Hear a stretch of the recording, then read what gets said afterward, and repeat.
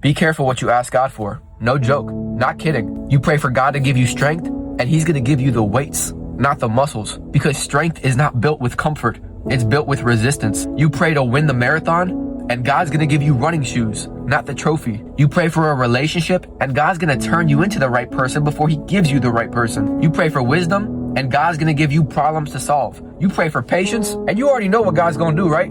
He's going to make you wait. You pray for courage, and he's going to give you moments of fear to overcome. You pray for peace, and God might just put you in a storm. Because how do you know you have peace if your life is just easy and you don't ever go through a storm? You pray for God to give you flowers, and he's gonna send the rain. And you gotta deal with the mud when you pray for the rain. God doesn't always give you what you want, but he always gives you what you need. Because God's not looking for someone to bless. He's looking for someone to trust. And God doesn't just trust you with blessings, he trusts you with breaking. Before Jesus multiplied the bread, he broke it.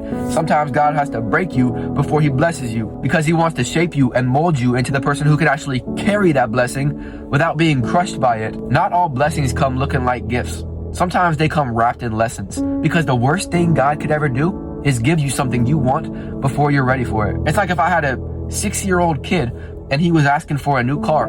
He was like, Mike, I want to drive. I want to go on the road and drive the car. Can I drive the car? I'd be like, nah, bruh, you ain't driving the car. Why? Because number one, your legs ain't even long enough to reach the pedal. And number two, you can't even see over the steering wheel. And number three, no, you ain't getting the keys. And it's not because I don't love my son. It's because I really love him, and I don't want to give him something he's not ready for yet. Am I making sense? I hope I'm making sense. But anyways, be careful what you pray for, because Jesus said if you ask, you will receive. And it might not be what you want, but it's going to be what you need. And that's why. I pray like it's up to God. I work like it's up to me, I woke up this morning, that means God's not done with me,